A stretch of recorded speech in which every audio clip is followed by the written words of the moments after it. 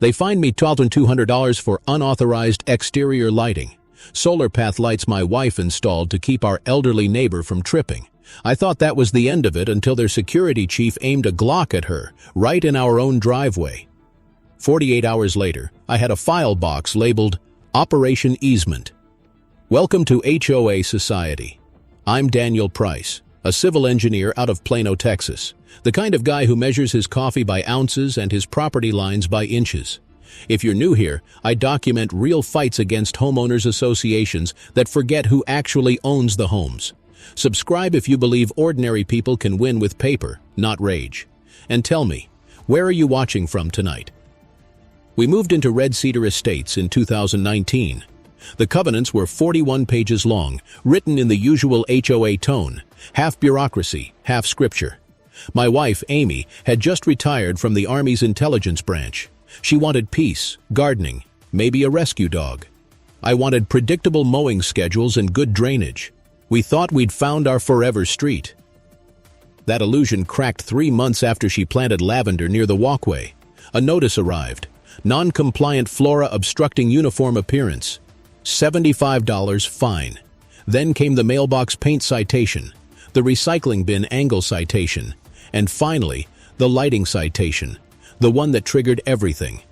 Amy's patience ran thinner than the cheap printer paper they used for their warnings. The HOA president, a former realtor named Brent Hargrove, treated the neighborhood like a subdivision kingdom. His deputy, a self-appointed security officer, started nightly patrols with a spotlight rigged on his SUV. On a humid Thursday in June, Amy came outside when that light swept across our bedroom window at 11:43 p.m. Words escalated. When I stepped onto the porch, his gun was already out. "Step back, Maud." He barked. "You're in violation of a direct order from enforcement." She didn't flinch. "You're pointing a weapon at a homeowner on private property. Holster it before you earn a felony." He didn't know who she'd been, or what that tone meant in her previous life. Police arrived 8 minutes later. No arrests, just a misunderstanding. The HOA filed an incident report blaming us for provocation. That was the night something shifted in me. Fear turned into architecture. I started building a plan. The next morning, I drove to City Hall. I wanted records, plats, permits, any document with Red Cedar's name on it. I spent $25 on copies and learned something that didn't fit their gospel. The HOA didn't own the road easements inside the gates. They maintained them under a city maintenance agreement that expired December 31st, 2022, 6 months from that day. That's when I labeled the first binder, Operation Easement. At home, Amy sipped coffee while I explained. "You're saying they patrol streets they don't legally own?" "Exactly. They lease authority through maintenance rights. Once that lapses, enforcement ends at the curb." She smiled, that soldier's smile that mixes pride and worry. "So we wait." We documented everything. License plate numbers of patrols, timestamps on notices, body cam footage from my own dash cam. Each time Brent smirked at the monthly meetings, I took notes. He liked to brag about the HOA's insurance policy. "We're bulletproof on liability." He had no idea I'd already requested the certificate from their insurer, listing coverage limits and expiration dates. I wasn't after revenge. I wanted boundaries, literal and moral. But boundaries require enforcement, and I'd learned our HOA's greatest weakness. They didn't read their own agreements. One evening, my neighbor Mrs. Lopez, 74, retired teacher, bad knee, knocked with the tremor in her hand. "They fined me for having a ramp," she whispered. "Said it wasn't pre-approved, but the inspector from the city told me it met ADA standards. I promised her I'd look into it." She nodded, relief and fear tangled together. The HOA thrived on that mix. By July, the pattern was clear: selective enforcement. They targeted anyone who questioned them. Our street became divided, half whispering support, half terrified of losing favor. Knowledge nugget number 1.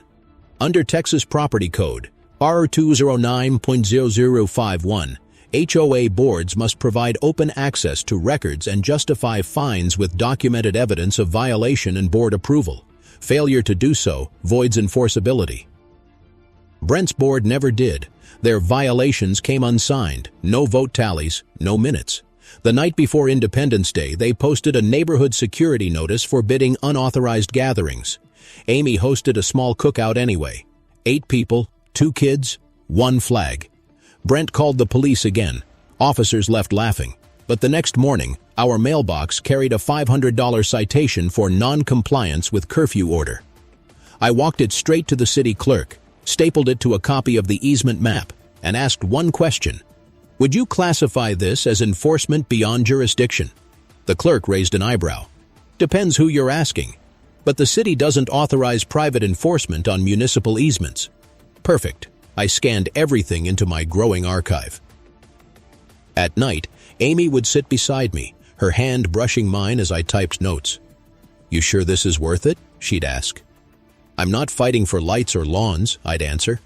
I'm fighting for the right to not be afraid of my own street. The first domino was leaning. The board meeting that month was standing room only. I stood in the back with my binder under one arm, Amy beside me in jeans and that olive jacket she wore whenever she wanted people to underestimate her. Brent called the session to order, gavel echoing off the community hall's drywall. First agenda item, he said, continued non-compliance by Lot 22. The Price residence. He looked at me like he'd rehearsed that line in the mirror. We're discussing escalation of fines and potential lien authorization. I raised my hand.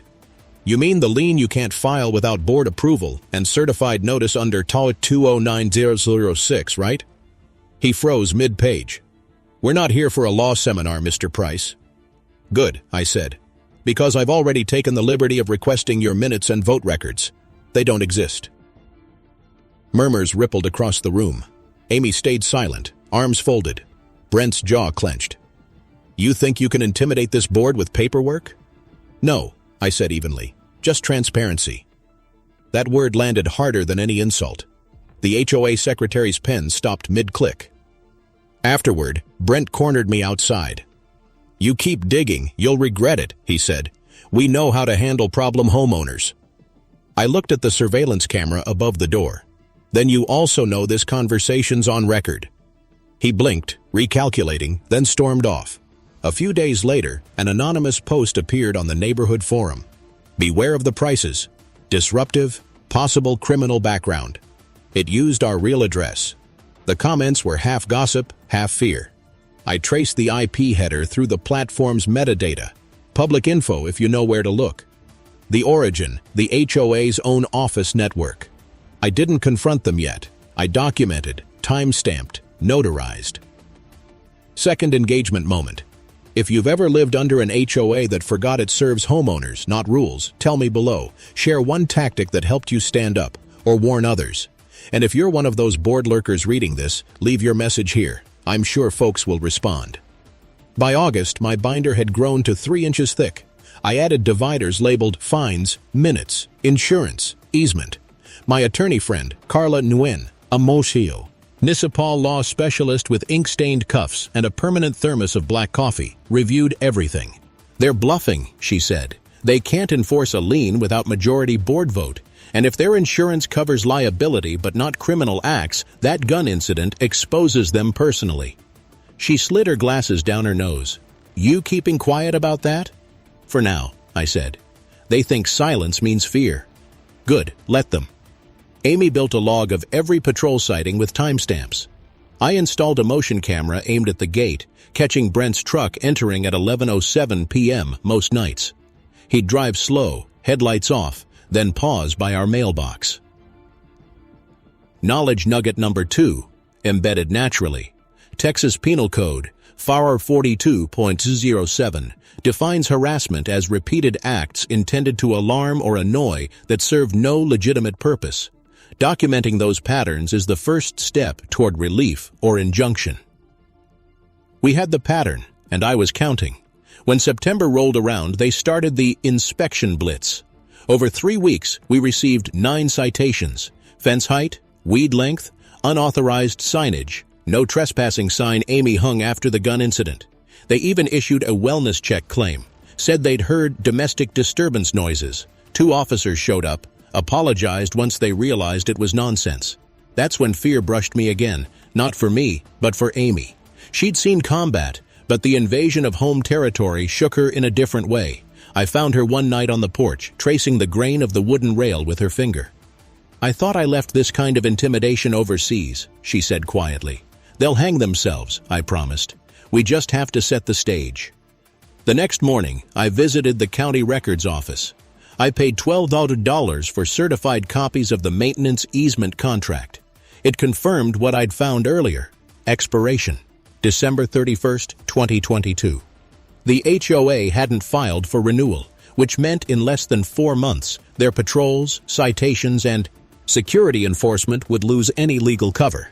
I didn't tell anyone except Carla. "That's your ace," she said. "Keep it quiet. Let them cross the line one more time." I smiled. They will. Meanwhile, the neighborhood tension built. One evening, a young couple, Nate and Tricia, approached me as I watered the lawn. "You're the guy fighting Brent, right?" Nate asked. "I'm the guy reading documents." He laughed. "Same thing. We got fined for our kid's basketball hoop. Said it altered visual uniformity. Could you, show me how to appeal?" That was the moment the fight stopped being personal. It became communal. Over coffee, I showed them how to request records, how to cite open access provisions. Word spread. I didn't mean to start a movement, but resistance tends to snowball when paperwork meets principle. By October, half a dozen neighbors had joined. We called ourselves the Red Cedar Review Committee, unofficial but organized. Amy managed communications, Carla advised, and an old city inspector named Dwayne, graybeard, breath like diesel and mints, volunteered to check property boundaries for misreported dimensions. That's when Dwayne found the kicker. "Their enforcement office," he said, tapping the map, "sits 2 feet into a drainage easement owned by the city. Means technically they built on public land." I felt the click, that internal sound of leverage locking into place. "Get me the coordinates," I said, "and a photo." The photo came the next day, time-stamped 09:42 a.m., showing the stone HOA enforcement sign anchored in soil that wasn't theirs. I placed it at the front of my binder and wrote one word across the tab: leverage. Because when that easement expired, so did their authority to exist. By late October, Brent's confidence curdled into paranoia. He doubled the security patrol budget without a recorded board vote and posted laminated flyers warning residents about malicious actors undermining community order. Everyone knew he meant us. Carla helped me file an open records request with the city for correspondence between Red Cedar HOA and municipal code enforcement. It took 6 business days to arrive, a thin envelope that felt heavier than a brick. Inside were 3 letters showing Brent had misrepresented the HOA's jurisdiction on 2 separate occasions. He'd signed as Chief of Enforcement and cited Municipal Authorization 3.18. There was no such authorization. I slid the pages into sheet protectors and said quietly, "He's done." Amy smiled without looking up from her laptop. "You always say that right before they do something stupid." She was right. The next morning we found our garbage cans missing. HOA notice. Unauthorized receptacle design. Replacement fee, $180. I laughed out loud. They stole our trash cans to prove a point. That night, Brent showed up in front of our house again, headlights cutting across the lawn. I turned on the porch light and started filming. Lawfully, one-party consent in Texas. He sped off, tires crunching gravel. Knowledge nugget number 3. In one-party consent states, it is legal to record conversations or events when at least one participant, you, consents, as long as it's not for criminal purposes. Always confirm your state's law before recording HOA officials. By November, I had everything. The expired easement countdown, the encroachment photo, the false municipal claims, and the harassment log thick enough to break a binder ring. I spent Thanksgiving weekend scanning every page, labeling each file with date and legal citation. Amy handled the digital backups like a mission brief. On November 29th, I mailed a certified letter to the HOA board requesting formal verification of their patrol authority and liability insurance coverage. Deadline: 10 business days. It was the first domino I pushed deliberately. Brent responded with a meeting notice instead. Mandatory compliance review, December 8th, 7 p.m. I knew it was a trap, an attempt to intimidate me before the easement expired. I went anyway. The clubhouse smelled like toner and old coffee. Brent sat at the front table with 2 board members and that same security officer who'd pulled the gun months earlier. Brent opened with a smirk. "Mr. Price, you've created disruption in our community forums and spread misinformation about our operations. We'd like to resolve this peacefully." "By peace," I said, "you mean silence." He leaned forward. "We can rescind your fines if you retract your claims publicly." Amy chuckled softly. "You're bargaining with your own violations now?" "Ma'am, this is between the HOA and your husband." She folded her arms. "Everything involving a firearm pointed at me is between us." A few gasps around the room. Brent's smirk twitched. "Let's stay on topic." "You're right," I said. "The topic is authority. And as of December 31st, yours expires under Section 5 of your maintenance agreement with the city. I have the certified document right here." Silence. I placed the paper on the table, sliding it like a card in a poker game. He snatched it, scanned the first paragraph, and frowned. "This isn't public record." "It is now," I said. "City clerk released it to me under the Public Information Act." A woman from the audience whispered, "Is that true?" Brent's voice rose. "We'll handle this internally." "Internally?" I repeated. "You've been enforcing public easements with expired authority, issuing fines, even brandishing weapons. That's not internal. That's criminal misuse of power." The security officer shifted uncomfortably. Someone in the back started recording on a phone. That's when Brent made his mistake. "If you think you can outsmart me with technicalities," he said, "go ahead. You'll lose your home before I lose this pose. Scission." That line, threatening property, was the nail. Amy whispered, "Got it," as her phone camera blinked red. After the meeting, Carla called. "You've got enough to trigger city review. File tomorrow, quietly." "Will they act before the easement lapses?" I asked. "They'll act once you give them proof of encroachment. Governments hate liability. They'll distance themselves fast." I didn't sleep that night. The house hummed with electronics, printer, scanner, external drive whirring. Outside, a cold drizzle ticked against the window. Amy brewed coffee at 2 a.m., handed me a mug and said, "You've got 3 weeks. Make them count." The next morning, I submitted a formal request for municipal inspection of unauthorized structures within city drainage easement. I didn't mention the HOA by name, but everyone at the engineering desk understood. 5 days later, a white pickup with a city emblem rolled through the gate. I watched from my porch as the inspector measured distances with a laser rangefinder. He marked the ground with orange paint, exactly 2 feet into city land. He waved politely as he left. At 6:14 p.m., my phone buzzed. "Carla, inspection confirmed encroachment. City issuing notice of violation." That's when the first domino fell loud enough for everyone to hear. Debate time. When an HOA crosses legal lines, building on city land, enforcing expired rules, should members sue, or should regulators intervene first? What's the right order of battle? Drop your thoughts below, or at least like the video if you think sunlight's the best disinfectant. I printed the notice that night and slid it into my binder behind a tab labeled Countdown. The clock was ticking, and Brent didn't even know he'd already lost his leverage. The next morning, Brent's panic was visible even from across the cul-de-sac. His perfect posture had collapsed into jerky motions, phone glued to his ear as he barked orders at the maintenance crew. They started digging around the enforcement office, ice sign, maybe hoping to pretend the encroachment never existed. But once Orange City paint hits soil, it's recorded. Survey, timestamp, GPS, the whole chain of evidence. There's no undo button for bureaucracy. By noon, a new notice appeared on our door. Community defamation, cease and desist. No signature, no letterhead, just printed threats. Amy held it up like a used napkin. "You think he typed this himself?"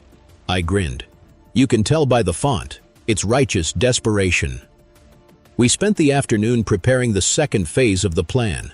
Carla drafted a quiet memorandum to the city's legal department detailing potential liability exposure if Red Cedar HOA continued enforcement after December 31st. Her note was surgical, 1 paragraph long, and ended with, "Failure to act could imply municipal acquiescence in unauthorized policing." Once they see that phrase, she said, they'll throw the HOA under the bus faster than you can say non-renewal. Amy leaned over her laptop. Let's make sure they can't claim ignorance later. Forward it to the insurance carrier, too. Carla nodded. I'll handle it. 2 days later, Brent summoned a special emergency session. I showed up early, binder in hand.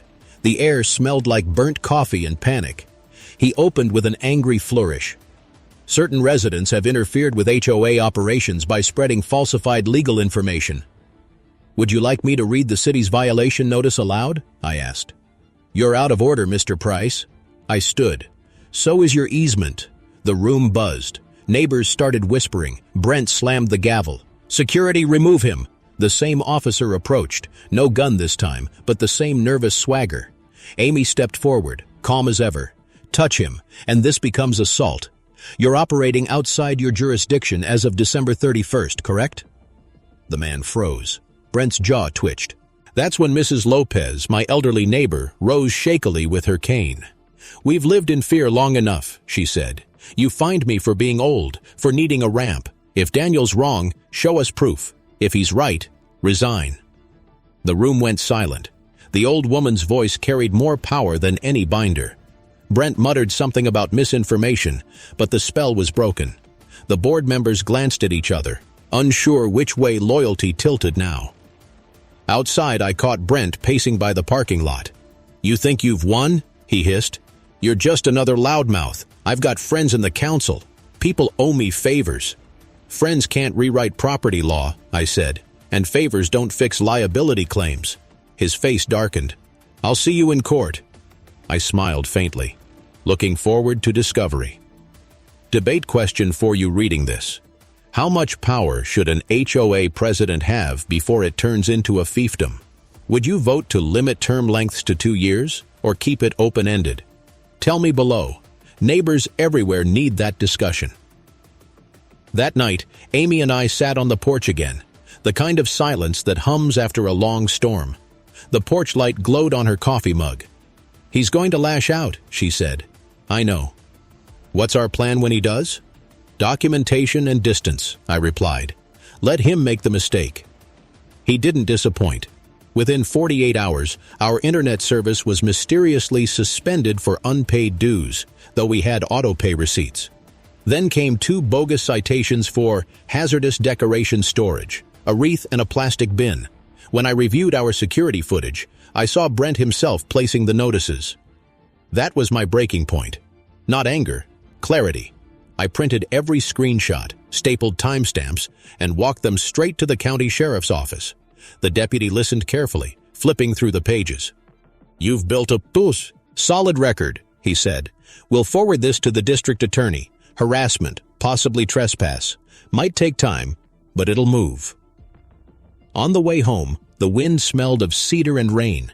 It hit me that I wasn't fighting alone anymore. The neighbors had started forming small working groups, legal aid, landscaping committee, transparency subcommittee. Amy called it the resistance with snacks. Knowledge nugget number 4. Under most state nonprofit codes, HOA officers owe fiduciary duties, care, loyalty, obedience. Breach of those duties can trigger civil penalties or removal by member vote, regardless of local covenants. That night, Carla emailed a single line. City confirmed non-renewal effective January 1st. They're drafting formal notice. That meant in less than 4 weeks, Red Cedar HOA's enforcement authority would evaporate. Brent didn't know yet, and I didn't intend to tell him. Not until the perfect stage was set. Debate prompt again, before I forget. When officials misuse authority, do you think quiet legal pressure works better? Or should we call them out publicly right away? Comment your take. I'm curious which strategy you'd pick if it were your street. Amy tapped the binder labeled Countdown, her nails making a soft rhythm on the plastic. You ready for the finale? She asked. Almost, I said. Just need one more witness. Who? The law itself. And in 3 weeks, it was about to take the stand. The first week of December felt like the air before a thunderstorm, heavy, waiting. Every sound in the cul-de-sac carried a charge, the groan of a garage door, the clack of mail slots, the faint hum of Brent's security truck idling too long near our curb. Amy had started sleeping light again. I'd wake to the faint flick of her phone camera, recording through the blinds every time headlights swept across the window. She wasn't paranoid. She was documenting. And we both knew that after the new year, the HOA would have no teeth left. But predators get most dangerous right before they lose their bite. On December 5th, I found a new envelope taped to our door. Final notice before foreclosure. I laughed out loud, then stopped when I saw the forged signature. They'd faked Carla's name, my attorney's. That crossed a line even Brent couldn't talk his way out of. I called Carla immediately. They forged your signature. Silence. Then, bring it in. We'll get the county clerk to verify. That's criminal fraud. I drove downtown, the envelope riding shotgun like evidence in a detective show. The clerk compared the signature to Carla's bar registration. His brow furrowed. Definitely forged. I'll attach a verification note and send this to the DA's office. That was the lowest point, and the clearest. Fear tightened my chest not because of the HOA, but because I realized how far they were willing to go. When I got home, Amy was sitting on the porch again, the December wind cutting through her sweatshirt. "You're shaking," she said. "They forged her signature," I said. "They just went from nuisance to felony." She looked past me, at the Christmas lights twinkling down the street. "Then we don't flinch," she said softly. "We finish it." That night, I built the final timeline, 97 entries of harassment, citations, patrol logs, and the city's easement expiration. Each one color-coded. Red for violations, blue for evidence, green for witnesses. The binder was no longer a binder. It was a weapon made of paper. Then, as if the story needed one more twist, the HOA posted an emergency security fee notice, $250 per household, due by December 28th. Brent's way of wringing one last dollar before the clock ran out. I watched neighbors gather in little knots, whispering, fuming. For the first time, people weren't avoiding eye contact when I walked by. They were nodding. "Count me in," Nate said when I passed his driveway. "Whatever you're planning, we're with you." Mrs. Lowe. Pez handed me a plate of cookies and a folded letter. "My grandson's a reporter," she whispered. "He wants to talk." Perfect timing. We met the next afternoon in a corner booth at the diner off Parker Road. His name was Eric, mid-20s, quick eyes, voice steady. I handed him copies of the inspection report and the forged letter. "This is explosive," he said. "Can I quote you?" "Quote the facts," I replied. "Not me." "Got it." He promised a story before New Year's, but I wasn't waiting for the media. The real finale had to happen in the room Brent thought he owned, the HOA meeting hall. Debate question for those following along. When a private board crosses into criminal behavior, do you expose them publicly first or let law enforcement lead? What's the more effective form of justice in your eyes? December 22nd, 9 days before the easement expired. Amy caught Brent's truck parked by our house again. This time, he wasn't alone. 2 other men, both board members, were shining flashlights on our lawn. She recorded from the upstairs window as one of them measured our fence with a tape, pretending it was an inspection. At 11:09 p.m., I called the sheriff. When the deputy arrived, the men were still there. "We're performing an HOA inspection," Brent said. "On Christmas week? At 11 at night?" the deputy asked, unimpressed. Brent held up a clipboard. "Community safety." The deputy pointed to my porch light camera. "Good. Then this footage will go nicely in our report." When they left, Amy exhaled for the first time in hours. "He's unraveling," she said. "Good," I replied. Unraveling people make visible threads. 2 days later, Carla called with the confirmation I'd been waiting for. "City scheduled the compliance hearing for January 3rd, she said. "They'll serve the HOA notice tomorrow. You should be there." "I will," I said. "And I'll bring the bin." Christmas passed quietly. I didn't even mind that the HOA's decorations looked like a hostage version of the holidays, crooked lights and fake snow. My focus was on the calendar. The night of December 30th, I sat on the porch again, the binder open on my lap, the pages fluttering in the cold wind. Amy joined me, sliding a cup of coffee across the table. "You ever think about what happens after this?" she asked. "Yeah," I said. "People stop being scared." "Of him?" "Of the idea that someone like him can't be stopped." She smiled. "That's why I married you." Midnight struck. The wind carried faint fireworks from downtown. Somewhere across the cul-de-sac, Brent's porch light flickered out. He had 1 day of borrowed authority left, and I already had his replacement picked out. Democracy. New Year's Eve dawned gray, the kind of winter light that makes everything look like evidence. The HOA's patrol truck sat crooked at the gate, engine idling, exhaust fogging in the cold. Their authority had officially expired at midnight, though Brent didn't know the city's notice had been delivered to his inbox at 12:01 a.m. sharp.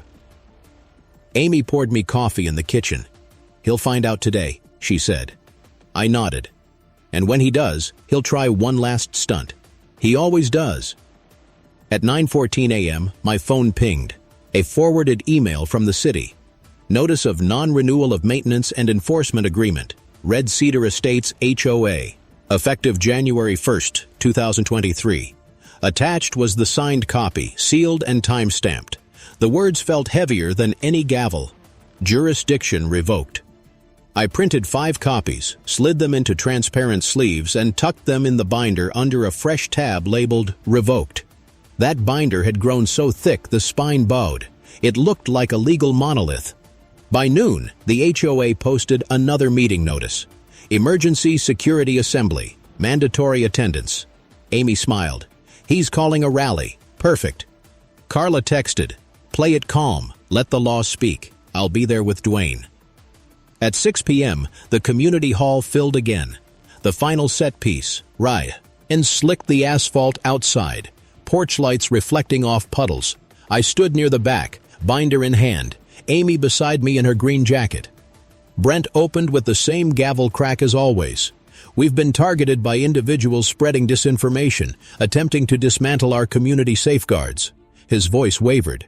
"As of today, we will increase patrols to ensure compliance." I stepped forward, binder tucked under my arm. "With whose authority?" He glared. "Mine." "Not anymore," I said, sliding the document across the table. "City of Plano, notice of non-renewal, effective January 1st. Your enforcement powers expired 11 hours ago." He blinked, reading the letter. The color drained from his face. This isn't binding without council signature." I pointed to the seal. "That's the city manager's signature, Brent. Council ratified it last month. You've been enforcing laws on streets you no longer control." Gasps rippled across the room. One neighbor whispered, "Is that real?" Another started filming. Amy stepped forward. "We've tolerated threats, forged letters, and midnight patrols. You aimed a gun at a veteran. You think paperwork can hide that?" Brent stammered. She's exaggerating. "Tell that to the police report," she said.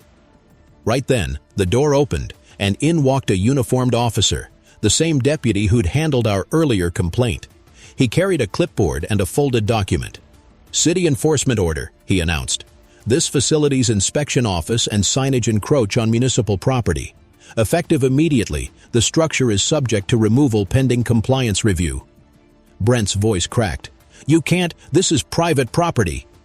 The deputy tapped the map. "Not the 2 feet you built on, sir. That's public land. Step aside." A few of us couldn't help but smile. Amy whispered, "Visual beat number 1. The deputy post.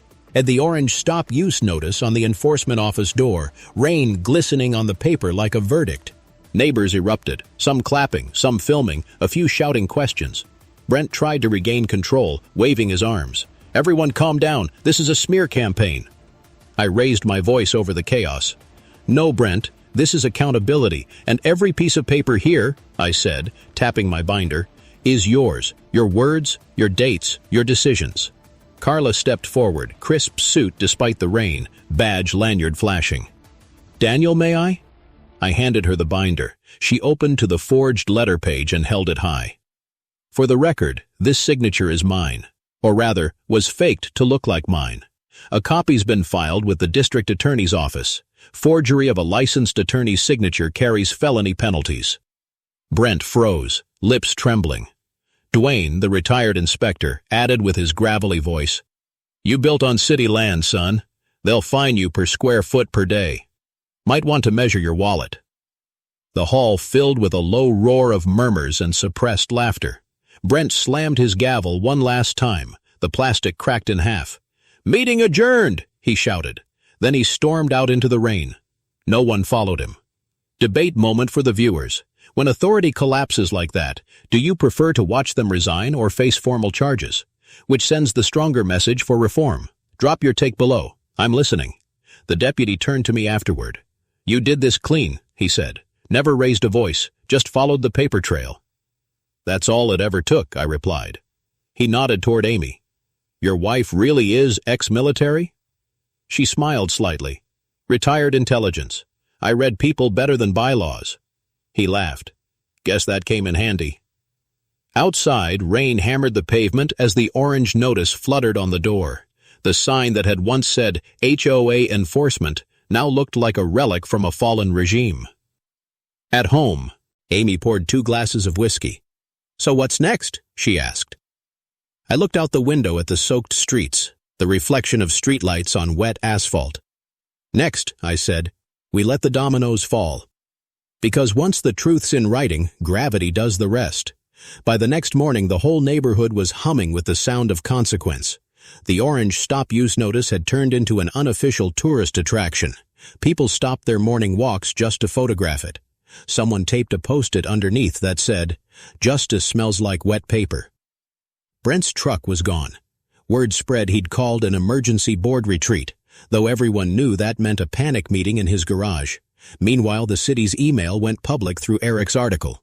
Headline: Plano HOA loses authority overnight. Residents cite harassment, forgery, and fear. It hit like a lightning bolt. Within hours, the HOA's insurance carrier sent a letter to every homeowner suspending coverage for pending liability investigation. The bank holding their operating account froze transfers. Brent's kingdom had officially lost its currency. Amy leaned against the counter, scrolling through her phone. Listen to this comment, she said. About time someone stood up to these HOA tyrants. Texas needs a Daniel Price Act. I laughed. Let's not go that far. Carla called before lunch. Press wants a statement, she said. Keep it measured. You're not a vigilante. You're a civic engineer. That's a nice way of saying nerd with evidence. Exactly. And nerds win courtrooms. By evening, the sheriff's office confirmed they were reviewing the forged letter. Brent's name was now in a criminal file. The board called for an extraordinary election to replace him, but turnout was brutal.